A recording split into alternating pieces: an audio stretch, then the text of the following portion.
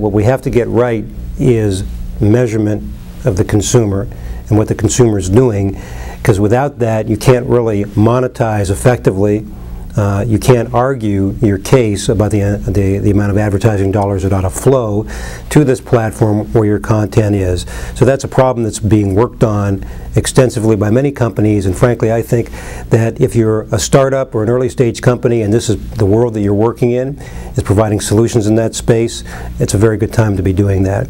Another aspect of advertising is, which was discussed on my panel, is how you avoid how you get around consumers becoming savvy about avoiding advertising, because there are a lot of ways to do that now. And so part of what's going on is trying to embed advertising in content. There's different age demographics, like the teen demographic, who is just fine watching really interesting advertising if it's compelling and funny. So the advertising companies are trying to figure out ways to do that.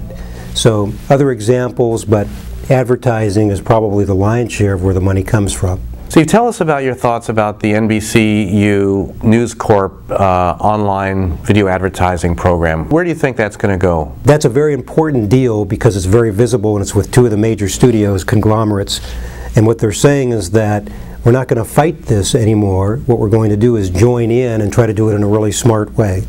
So in that particular example, you'll see their film and television content, their professionally produced branded content, they're aggregated. You're also going to see community-based features. You're going to be able to share clips, even modify them, so you get some of that interactivity. You're also going to see them not trying to compel everybody to come to that site. They got syndication deals with AOL, MSN, Yahoo, and others, and so you might see the content there, and then NBCu News Corp will pay a distribution fee. So it's a little bit back to the future of paying your distributors and trying to syndicate through a lot of different channels. They're also going to be able to, they will process the advertising, so they'll kind of capture that and be the clearinghouse, if you will, for advertising and placing advertising in lots of different platforms. So that's a great example of a lot of thought going into existing content, add some features, kind of throw off the shackles on who distributes it, provide some value-added services, and now I've got a whole new distribution platform.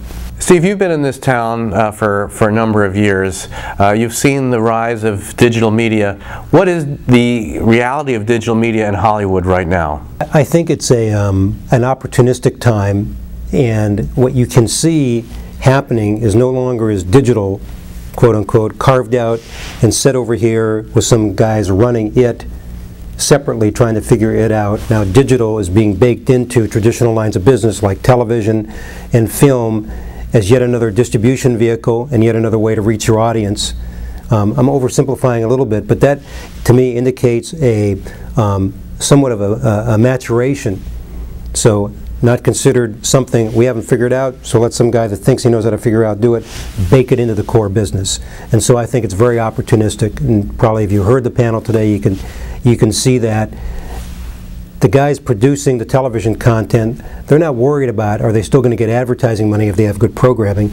They are worried about where do they find their audience, in what platform, and being current on those platforms and being players in those worlds. So that's part of the change, but it's all opportunistic for them.